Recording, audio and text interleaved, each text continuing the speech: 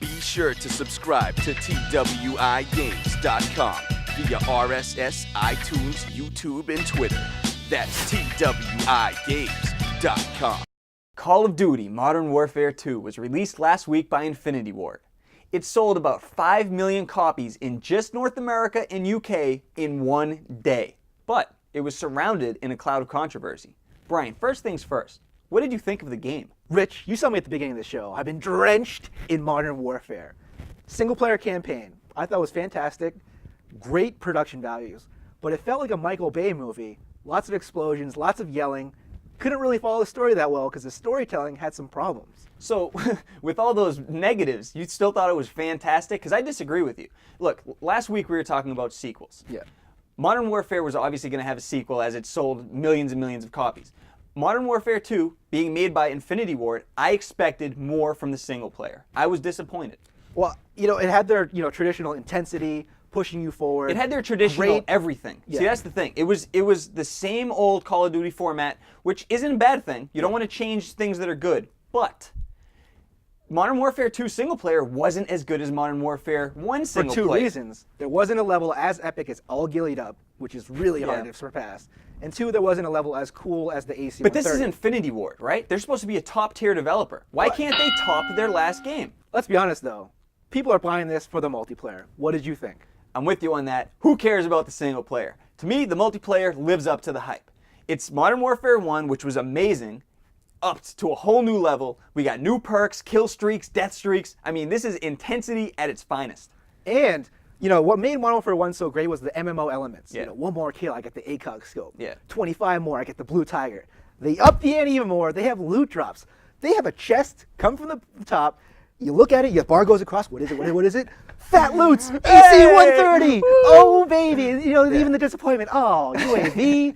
And they even made the maps better. They're more 3D now. Yeah. Before it'd be one plane. Now you get to look up and down. There's a lot more 3D to it. To that point, I think with that being said, the maps are better. But at the same time, I'm actually a little frustrated with some of the maps because of that. You can't really stand anywhere in this game. Yeah. It's ridiculous because you have to concentrate on everywhere, behind you, in front of you, above you, everything. And it's like, no matter where you are, there's always someone somewhere who can see you, which isn't a bad thing, but I don't know. In some of the maps, I just wish it was a little bit less intense. I'll tell you what, they got rid of grenade spam, which is great. Yeah. However, a negative that with the multiplayer maps is on Team Deathmatch, I've seen a lot of camping, which is a negative. However, the other modes are fantastic. Yeah. I want to say this thing real quick about the party system on it. I can see why they did it. It encourages teamwork. However, it is very frustrating. I'm completely anti. We're talking about Xbox Live here, right? Yeah. I'm not saying negative, but it kind of feels like I'm playing on PS3. It's really annoying. Something goes wrong. I can't talk to my friends. They come online. They join my party. I can't talk to them. Yeah. It's a pain in the butt. They should have just made it like Halo had social playlist, rank playlist. Rank, you can't do party chat. Social, you can. Brian, what about Spec Ops? That's another new addition to this game. What do you think about that? The campaign was really short, only 5 hours. However, they added a bunch of missions, over 20, and they are really hard, man. I'm telling you, I was playing a hardened with a friend, and we couldn't even get by. They have a lot of cool missions, though. Like one of them, you're in the AC-130, and your partner is on the ground, and you have to guide him through the maze. It's really cool. That sounds awesome. Unfortunately, I don't know why you didn't invite me to play with you, Brian.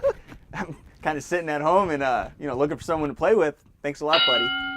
Here's a question, though. Obviously, this game sold like gangbusters, which I don't even understand that phrase. Yes. However, is this good or bad for the industry?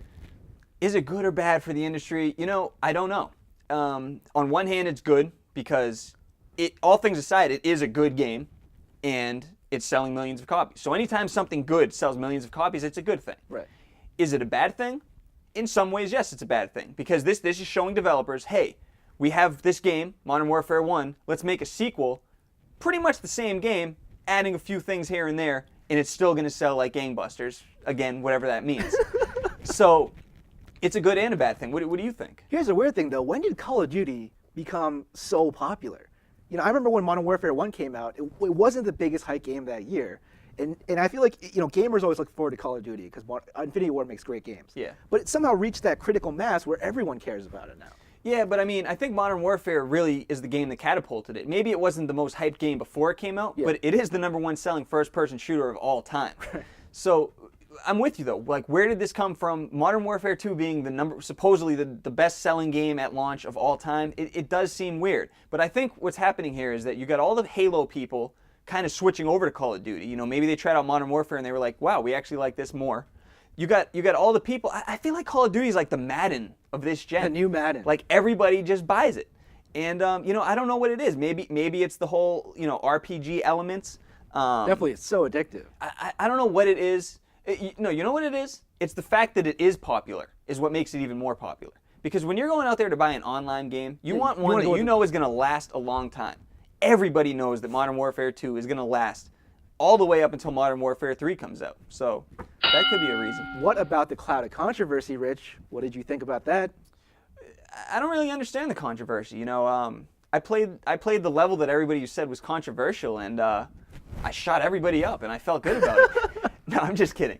It was a weird level, but I mean, look, obviously there's going to be controversy. You knew that there was going to be. This is not a surprise. Yeah. Fox News, everything is controversial with Fox News. It's funny to me. It's ironic though that, you know, Fox News, you know, a lot of their commentators and stuff are all, you know, pro-war, all this stuff, where real civilians in real life are getting killed. But then this video game comes along, you know, and they make a big fuss about killing civilians in a video game. I want to say something that one of the producers of Heavy Rain said. You know, they feel like video games get picked on. Yeah. What other form of art do they take apart one scene out of context and make a big deal out of it? You know, you do that with so many things and make it sound horrible. The great thing is that scene makes you feel bad, and that's the purpose of it. You're supposed to feel horrible. Yeah. And I think it accomplishes very well. I was talking to people online what they thought about it. One kid said he almost cried. And obviously, that's an extreme, but most people I talked to did not shoot the civilians. They said they generally felt bad, and I think they accomplished it. I thought it was really ballsy of Infinity Ward to do something like that. Yeah, it was. It was ballsy, but it was also not really ballsy because they knew exactly what they were doing. They knew that there was going to be controversy, and controversy is good marketing. But I will say, no, I didn't shoot any of the civilians. You know, I wouldn't say I felt bad, but I felt weird. You know, it was just, to me, it was a weird level. But within the context of the game, it makes sense. Yeah. And of course, Fox News and all these other media outlets, they're not talking about it in the context of the game. They're just saying, oh, you got to kill civilians in this game. No, you don't. You don't have to kill anybody.